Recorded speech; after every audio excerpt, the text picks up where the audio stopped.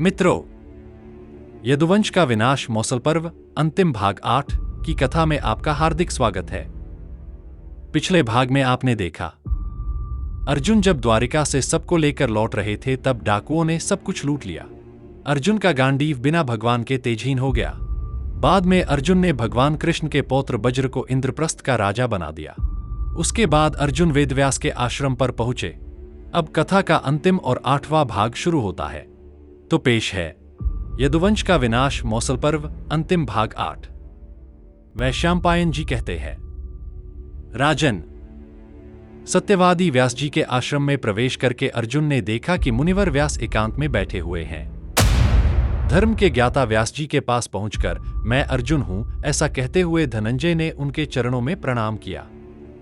उस समय प्रसन्नचित्त हुए महामुनि सत्यवती नंदन व्यास ने अर्जुन से कहा, बेटा, तुम्हारा स्वागत है, आओ यहां बैठो।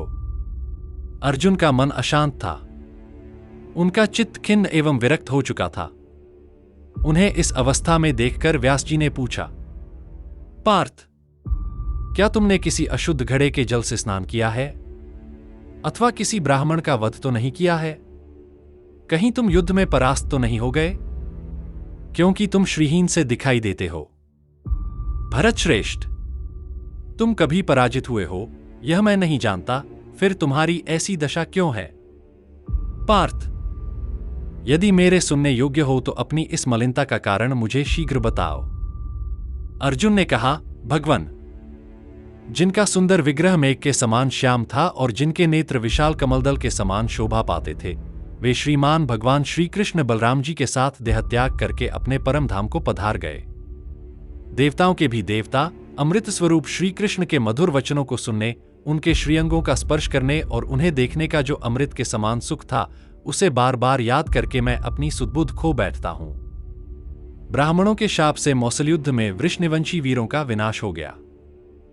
बड़े बड़े वीरों का अंत कर देने वाला वह रोमांचकारी संग्राम प्रभास क्षेत्र में घटित हुआ था। ब्राह्मण, भोज, वृष्णि और अंधक वंश के ये महान शूरवीर सिंह के समान दर्पशाली और महान बलवान थे, परंतु वे गृह युद्ध में एक दूसरे के द्वारा मार डाले गए।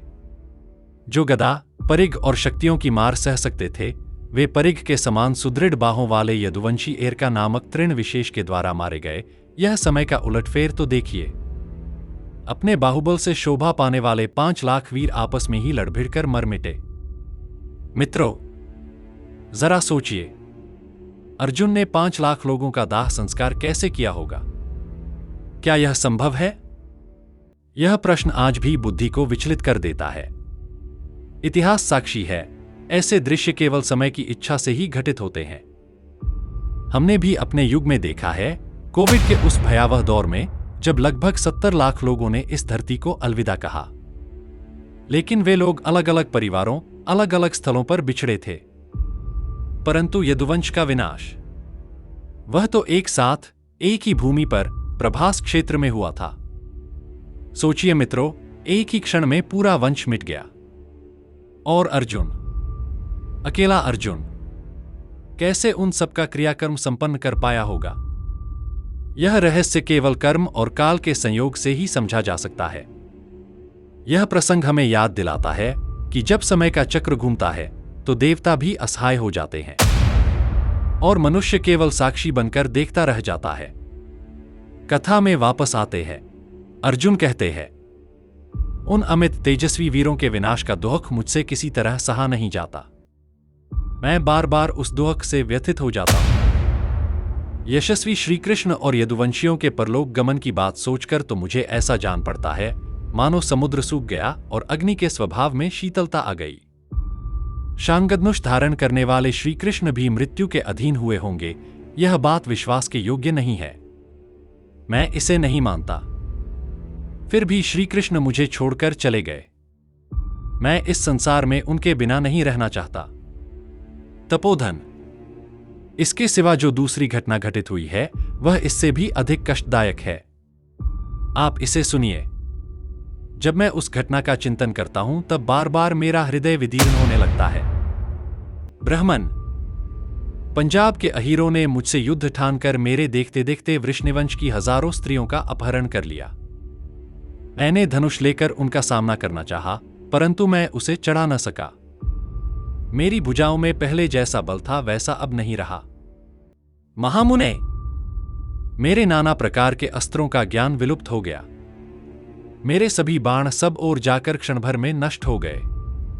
जिनका स्वरूप अप्रमेय है, जो शंख, चक्र और गदा धारण करने वाले, चतुर्भुज, पीतांबरधारी, श्याम सुंदर तथा कमलदल के समान विशाल नेत्रों वाले हैं, जो महातेजस्वी प्रभु शत्रुओं की सेनाओं को भस्म करते हुए मेरे रथ के आगे आगे चलते थे, उन्हीं भगवान अच्युत को अब मैं नहीं देख पाता हूं। जो पहले स्वयं ही अपने तेज से शत्रु सेनाओं को दग्ध कर देते थे, उसके बाद मैं गांडीव धनुष से छूटे हुए बाणों द्वारा उन शत्रुओं का नाश करता था, उन्हीं भगवान को आज न देखने के कारण मैं विषाद में डूबा हुआ हूं। मेरे चित्त में वैराग्य छा गया है, मुझे शांति नहीं मिलती। मैं देवस्वरूप, अजन्मा, भगवान देवकी नंदन वासुदेव वीर जनार्दन के बिना अब जीवित रहना नहीं चाहता। सर्वव्यापी भगवान श्री कृष्ण अंतर्धान हो गए, यह बात सुनते ही मुझे संपूर्ण दिशाओं का ज्ञान भूल गया। मेरे जाति भाइयों का नाश तो पहले ही हो गया था, अब मेरा पराक्रम भी नष्ट हो गया। अतः शून्य हृदय होकर इधर उधर दौड़ता फिरता हूं। संतों में श्रेष्ठ महर्षि, आप कृपा करके मुझे यह उपदेश दें कि मेरा कल्याण कैसे होगा। मित्रों, अर्जुन ने अपने अनुभव से वह सारी बात बता दी जो घटित हुआ था। अर्जुन बिना कृष्ण के जीने की इच्छा भी नहीं कर रहे। देखते हैं वेदव्यास का कहते हैं। व्यास जी बोले, कुंती पुत्र, वे सब यदुवंशी देवताओं के अंश थे। वे देवाधिदेव श्री कृष्ण के साथ ही यहां आए थे और साथ ही चले गए।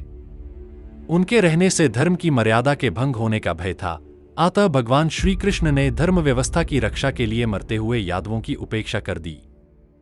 कुरुश्रेष्ठ, वृष्णि और अंधक वंश के महारथी ब्राह्मणों के शाप से दग्ध होकर नष्ट हुए हैं, इसलिए तुम उनके लिए शोक न करो। उन महामनस्वी वीरों का प्रारब्ध ही ऐसा था, उनका विनाश नियति के अनुसार हुआ। यद्यपि भगवान श्री कृष्ण उन सब संकटों को टाल सकते थे, तथापि उन्होंने इसकी उपेक्षा की। वे तो संपूर्ण चराचर प्राणियों सहित तीनों लोकों की गति को बदल सकते हैं, फिर उन वीरों के शाप को पलटना उनके लिए कोई बड़ी बात नहीं थी। तुम्हारे देखते देखते जो स्त्रियां अहीरों के हाथ में पड़ गईं, उसमें भी एक दैवी रहस्य था। वे स्त्रियां पूर्वजन्म में अप्सराएं थीं। उन्होंने अष्टावक्र मुनि के रूप का उपहास किया था। मुनि ने उन्हें शाप दिया था, तुम सब मनुष्य रूप में जन्म लोगी और दस्युओं के हाथ में पड़ने पर ही इस शाप से मुक्त हो सकोगी। इसलिए तुम्हारे बल का क्षय हुआ ताकि वे स्त्रियां उस शाप से मुक्त होकर अपने दिव्य रूप और स्थान को प्राप्त कर सकें। उनके लिए भी शोक करने की आवश्यकता नहीं है। जो तुम्हारे रथ के आगे आगे चलते थे, वे वासुदेव कोई साधारण व्यक्ति नहीं थे, वे स्वयं चक्र और गदा धारण करने वाले चतुर्भुज नारायण थे। वे विशाल नेत्रों वाले श्री कृष्ण इस पृथ्वी का भार उतारकर शरीर त्याग कर अपने परम धाम को जा पहुंचे हैं। पुरुष श्रेष्ठ, महाबाहो, तुमने भी भीम, नकुल और सहदेव की सहायता से देवताओं का महान कार्य सिद्ध किया है। कुरुश्रेष्ठ, मैं समझता हूं कि तुम सबने अपना कर्तव्य पूरा कर लिया है। तुम्हें सभी प्रकार से सफलता प्राप्त हो चुकी है। अब तुम्हारे परलोक गमन का समय आ गया है और यही तुम्हारे लिए कल्याणकारी है। भरत नंदन, जब सृजन का समय आता है तब मनुष्य की बुद्धि, तेज और ज्ञान का विकास होता है, और जब विपरीत समय आता है तब इन सबका नाश हो जाता है। धनंजय, यह संपूर्ण जगत काल पर आधारित है। वही काल जगत का बीज है और वही जब चाहे सबका संहार कर देता है। वही काल बलवान होकर फिर दुर्बल हो जाता है और वही एक समय दूसरों का शासक होकर बाद में दूसरों का आज्ञापालक बन जाता है।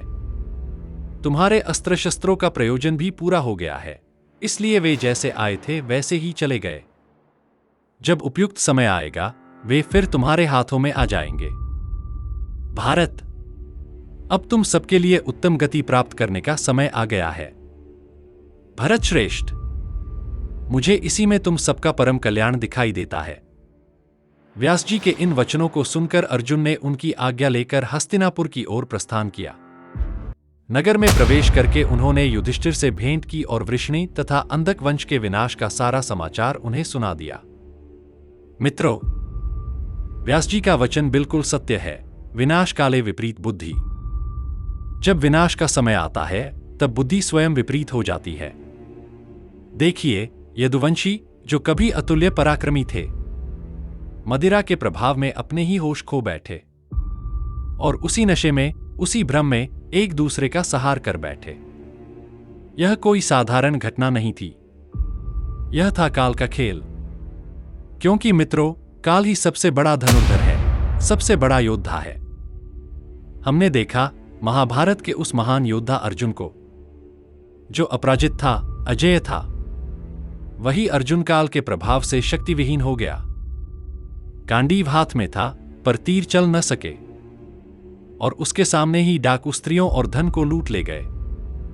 सोचिए मित्रों, जब अर्जुन जैसा वीर काल के आगे असहाय हो जाए तो फिर और कौन बच सका है? हिरण्यकशिपु, रावण, कंस, शिशुपाल सभी अपने समय पर काल के ही भाल पर समा गए। इस संसार में काल से बड़ा कोई नहीं। वह समय समय पर सबको निपटा देता है, कभी धीरे धीरे तो कभी एक ही क्षण में। मित्रों, काल हमें भी समाप्त कर रहा है, हर क्षण, हर सांस के साथ। बस फर्क इतना है, हम उसे महसूस नहीं कर पाते। बचपन खेल में बीत जाता है, जवानी मौज में और बुढ़ापा पश्चाताप में। यही अधिकांश लोगों के जीवन का सत्य है। इसलिए जब तक समय है, जाग जाइए। अपने अनमोल समय को ऐसे कर्मों में लगाइए जो हमें काल से परे उस तत्व तक पहुंचा दे जहां से मुक्ति है, जहां से अमरत्व है। मित्रों, अर्जुन ने वेदव्यास जी के वचनों को हृदय में धारण किया। उनकी आंखों में शोक था, पर अब वह शोक भी एक जागृति में बदल चुका था। वे समझ चुके थे कि संसार की हर शक्ति, हर वैभव, हर अस्त्र शस्त्र भगवान के बिना केवल एक क्षणिक माया है। जिन अर्जुन के नाम से धरती कांपती थी, वही आजकाल के आगे निःशक्त खड़े थे। व्यास जी के शब्द उनके हृदय में गूंज रहे थे। धनंजय, यह संपूर्ण जगत काल पर आधारित है। वही जब चाहे सबका सहार कर देता है। अर्जुन हस्तिनापुर लौटे, युधिष्ठिर को सब बताया और तब पांडवों को यह ज्ञात हुआ, अब उनके भी जाने का समय आ पहुंचा है। जिस धरा पर धर्म की स्थापना हुई थी, अब वहां विरक्ति का बीज अंकुरित हो चुका था। धीरे धीरे सब कुछ शांत हो गया, जैसे सागर की लहरें किनारे पर आकर ठहर जाती हैं। वैसे ही यदुवंश का वैभव, अर्जुन का पराक्रम और द्वारिका की कीर्ति सब काल के प्रवाह में विलीन हो गईं। और इस तरह यदुवंश का विनाश मौसल पर्व की कथा यहां पूर्ण होती है। श्रृंखला का सार और भावार्थ संक्षेप में। मित्रों, यह कथा केवल एक वंश के अंत की नहीं है। यह उस अहंकार का परिणाम है जो शक्ति और समृद्धि के साथ आता है। यदुवंशी देवतुल्य थे, पर जब उनके जीवन में मद, मदिरा और असंयम का प्रवेश हुआ, तो वही तेज जो देवत्व था, उनके विनाश का कारण बन गया। यह संदेश देता है कि जब धर्म और मर्यादा डगमगाती है, तब विनाश अपने आप चलकर आता है। भगवान श्री कृष्ण ने स्वयं उस अंत को होने दिया, क्योंकि वे जानते थे युग का कार्य पूरा हो चुका है। अब एक नए चक्र की शुरुआत होनी थी। अर्जुन की असहायता हमें यह सिखाती है कि परम सामर्थ्य भी काल के सामने कुछ नहीं, और जो भगवत संबंध से विमुख हो जाता है, उसकी सारी विद्या, बल और वैभव क्षण भर में नष्ट हो जाते हैं। मित्रों, यह मौसल पर्व हमें एक शाश्वत सत्य की याद दिलाता है। काल किसी का मित्र नहीं, वह सबको परखता है। जो उसे पहचान लेता है वह मुक्त हो जाता है, और जो उसे भूल जाता है वह उसी में विलीन हो जाता है। इसलिए जब तक समय है, धर्म, भक्ति और सत्य के पथ पर स्थिर रहिए, क्योंकि अंततः यही पथ हमें उस अमृत तत्व तक पहुंचाता है, जहां काल का कोई प्रभाव नहीं, केवल शांति है, केवल भगवान है। यदुवंश का विनाश मौसल पर्व, एक कथा जहां अंत ही नया आरंभ है। जय हिंद, जय श्री राम।